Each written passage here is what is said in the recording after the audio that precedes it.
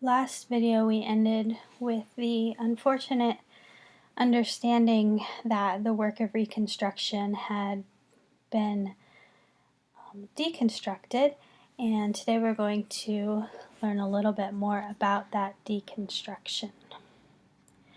It took only 2 or 3 years to deconstruct the institutions and to repeal or replace the legislation of the Reconstruction decade. Random violence and systematic oppression were supported by Jim Crow laws, which legalized racial segregation in virtually every area of life. The last part of the 19th century and the first decades of the 20th century, known in African American history as the nadir of Black experience, were particularly violent as lynching and race riots became increasingly common. The reasons for this were many. For example, the mass of Northern whites whose support had been crucial for the war effort and the abolition of slavery wanted to put sectional divisions behind them and turn their attention to more pressing, in their view, issues such as suffrage, temperance, and pacifism. Remember, suffrage is the right to vote, temperance was the prohibition of alcohol, and of course pacifism is peaceful activism rather than using violence and war. Moreover, issues of equal rights were diverse and often conflicting. For example, when it appeared that Congress would grant the vote to Black men but not to any white women, the white suffragist Susan B. Anthony said at a meeting with abolitionist Frederick Douglass in 1866, "I will cut off this right arm of mine before I will ever work or demand the ballot for the Negro and not the woman." Racism split the Equal Rights Association into 2 separate organizations when Elizabeth Cady Stanton, Susan B. Anthony, and others withdrew to form the National Women's Suffrage Association. As the century progressed, abolitionist leaders such as Charles Sumner, Frederick Douglass, and William Lloyd Garrison died. Other activists, such as Harriet Tubman and Frances Harper, became old and infirm. More importantly, their prestige and influence, founded as it had been on conditions that no longer existed, had seriously eroded. Their successors had come of age during Reconstruction.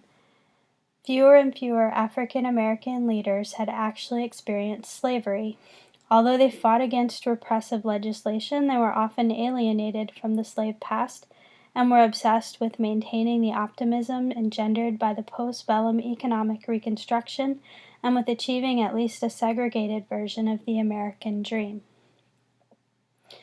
When Booker T. Washington arrived at Tuskegee Institute in 1881, he was joining one of the rare and rapidly disappearing attempts at interracial cooperation. Tuskegee was one of the first schools for African Americans financially sponsored by both blacks and whites, but headed by a black president. Yet with its emphasis on vocational training and manual labor, the school did not challenge segregation. Tuskegee was founded on a philosophy of thrift, hard work, self-reliance, and patience, which Washington later articulated in his famous Atlanta Exposition speech of 1895. "Cast down your bucket where you are," he counseled both blacks and whites, but although he did include commerce and the professions among the fountains from which Southern blacks might nourish their ambitions, agriculture, mechanics, and domestic service dominated Tuskegee's curriculum and the minds of philanthropists who supported the institution. While Washington acknowledged that it was important and right that African Americans share the privileges of the law, his caveat that it is vastly more important that African Americans be prepared for the exercise of those privileges implied that they were not yet ready for equal protection under the law for suffrage or for other manifestations of citizenship. In 1883, 2 years after the opening of Tuskegee, the Supreme Court outlawed the Civil Rights Act of 1875 by upholding the Jim Crow laws of Tennessee. In rapid succession, state and federal courts supported laws and changes in state constitutions that segregated public transportation and buildings, that made integrated schools and many gatherings illegal, and that disenfranchised black men. By 1896, with the Supreme Court in Plessy v. Ferguson affirming the legality of the separate but equal ideology, a hold had been placed on real progress for African Americans, a hold that was to withstand serious legal challenge until the middle of the 20th century.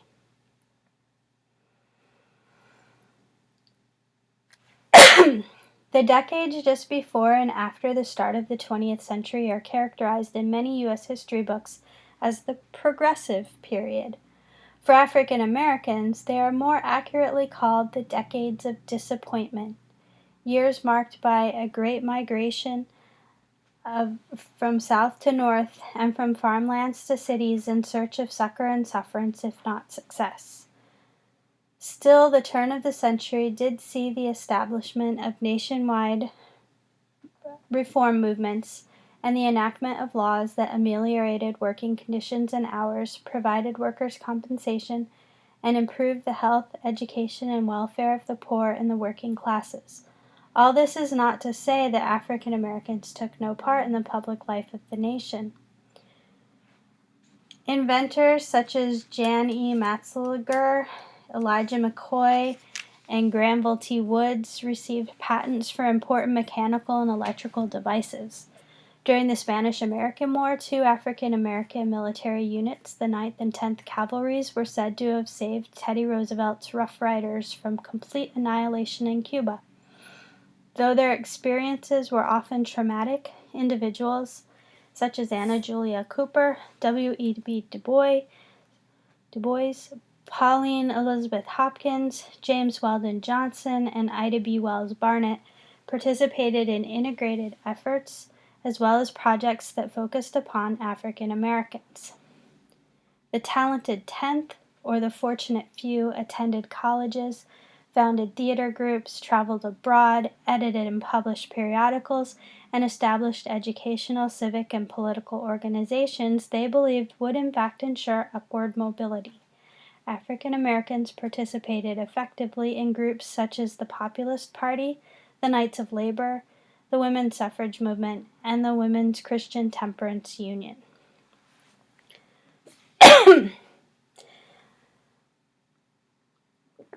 As the nation moved into the 20th century, African Americans' mood was cautiously optimistic. Many did experience an improved standard of living, but wealth and power were still far from evenly distributed.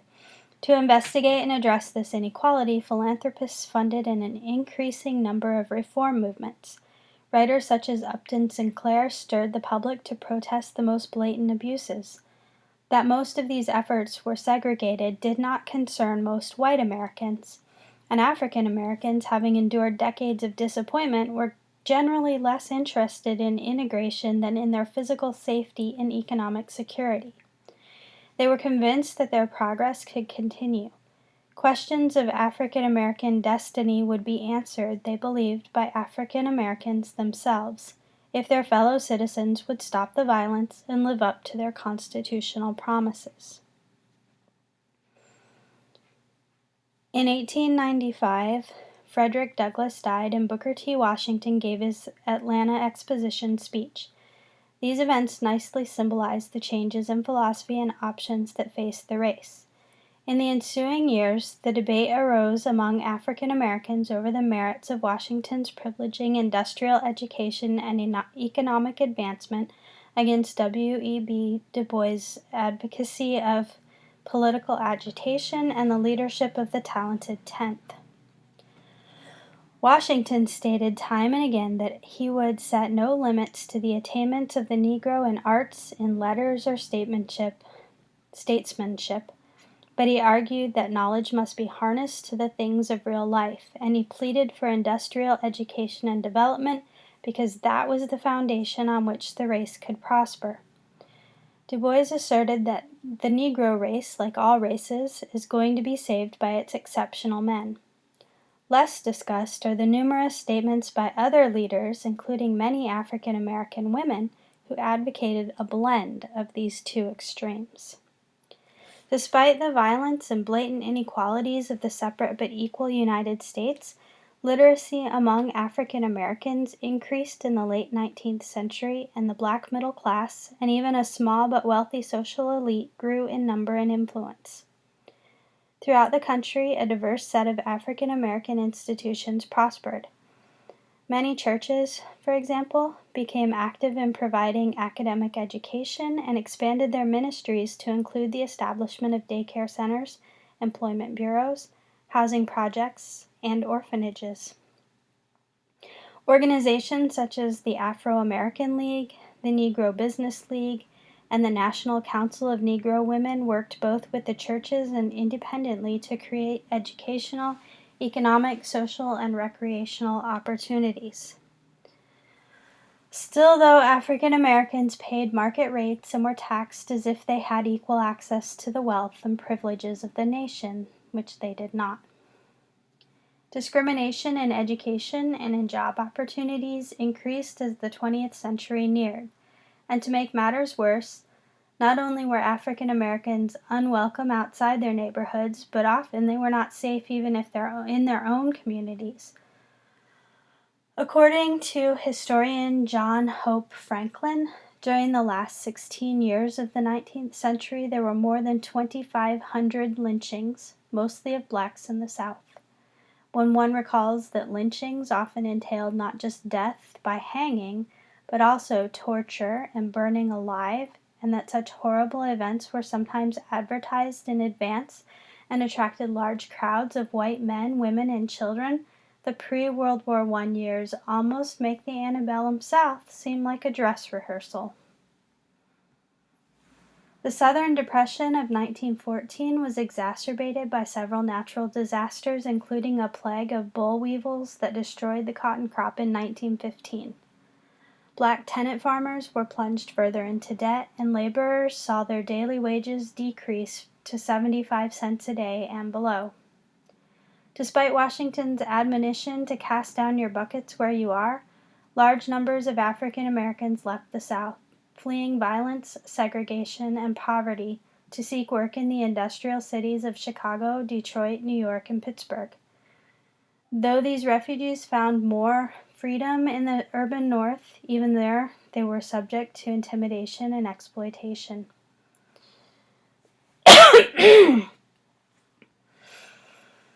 With the advent of World War I, the steady stream of emigrants became a flood as the military accepted more African Americans, and factories, railroads, and major employers found themselves desperate for workers to fill the positions left vacant by enlisted men.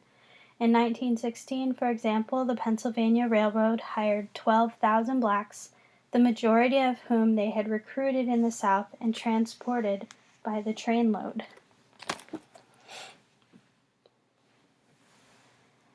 As American literature was shaped by and reflected the political, economic, and cultural changes between the Civil War and World War I, it also greatly benefited from an increasingly national print culture supported by the technology of mass production. Americans in the late 19th and early 20th centuries enjoyed access to newspapers, magazines, and cheap dime novels that appealed especially to young working-class readers. One of the most popular dime novelists was Horatio Alger, whose rags to riches stories tell of impoverished boys rising to middle-class respectability through hard work, ingenuity, and personal integrity, an idealized blueprint of acculturation for immigrant readers. Between 1868 and his death in 1899, Alger published over 100 short stories. Counter to such popular works was the solidification of a high literary class. Literary magazines such as New York's Harper's, founded in 1850, Boston's The Atlantic Monthly from 1857, and Scribner's Monthly from 1870 provided a platform for literary realism, which succeeded Romanticism and sentimentalism as the dominant genre of the age. Literary magazines had a more lasting impact on American literature than their yearly circulation numbers would suggest. Under William Dean Howells, the Atlantic Monthly introduced readers to some of the most significant writers of the era, including Mark Twain and Thomas Wentworth Higginson. Realism was primarily an urban and northeastern genre concerned with real life and the inner workings of the mind. It happened to coexist alongside the rise of regional or local color literature, a movement spurred on by newfound interest in local folkways and dialects and the fear that they were disappearing as the railroad and mass production bred national homogeneity. Remember, we talked about the railroad creating more interactions between the different cultures, among different cultures, but at the same time it wiped out native cultures. This is one example of concern for that. The terms realism and regionalism, though, encoded an elitism sanctioned by powerful literary tastemakers like Howells.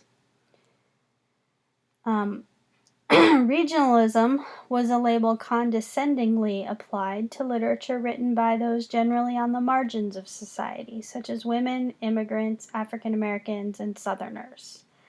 Realism, on the other hand, was a moniker for literature written by white men of education, standing, and urban living.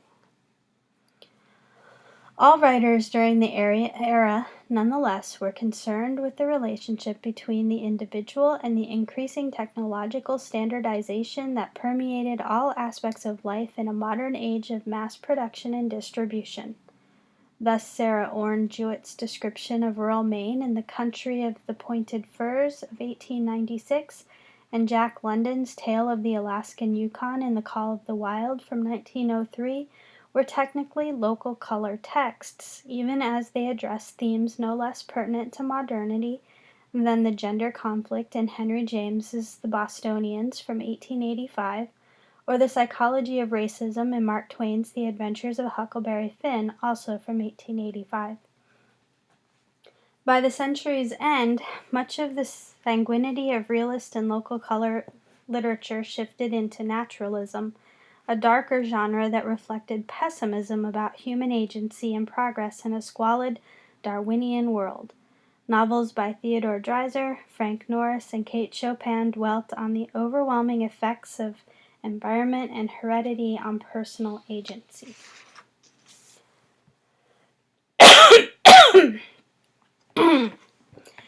African American authors like Charles Waddell Chestnut, Paul Laurence Dunbar, and Pauline Hopkins were equally concerned with realism.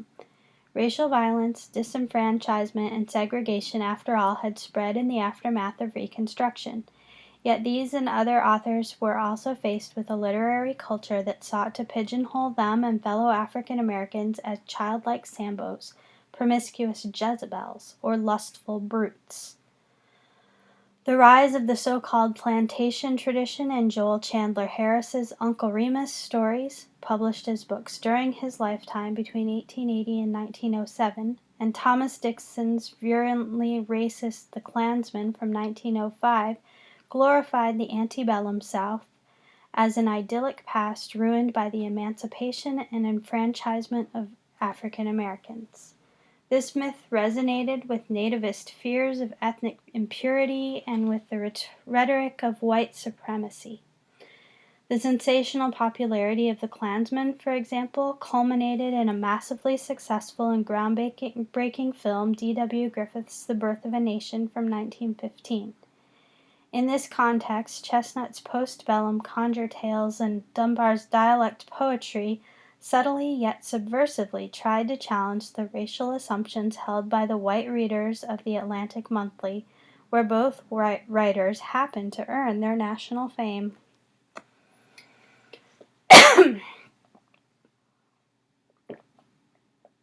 So even though some of these high literary magazines did publish works by African American writers, the majority of African American writers still depended on the National Negro press.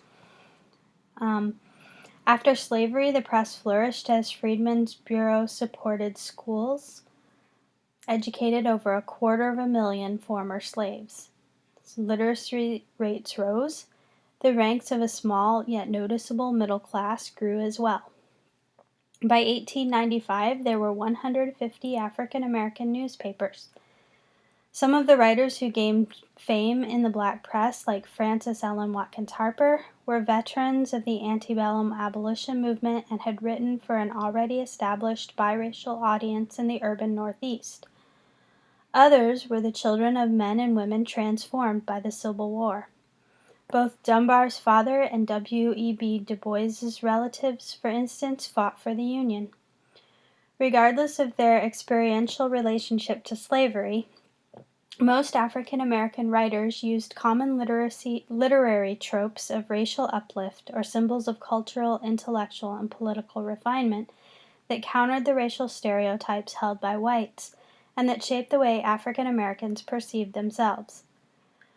Racial uplift was the theme in Pauline Hopkins' Contending Forces in 1900 and in her successful literary magazine, The Colored American, founded in 1900. It was also the focus of much of Anna Julia Cooper's activism on behalf of African American women. By the dawn of World War I, Booker T. Washington and W.E.B. Du Bois hotly debated over the best means of racial uplift.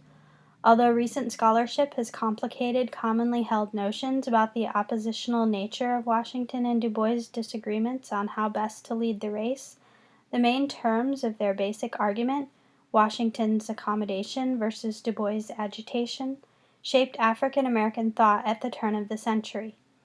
Questions about the role of racial uplift in advocating for civil rights, however, grew only more vexing as the years progressed.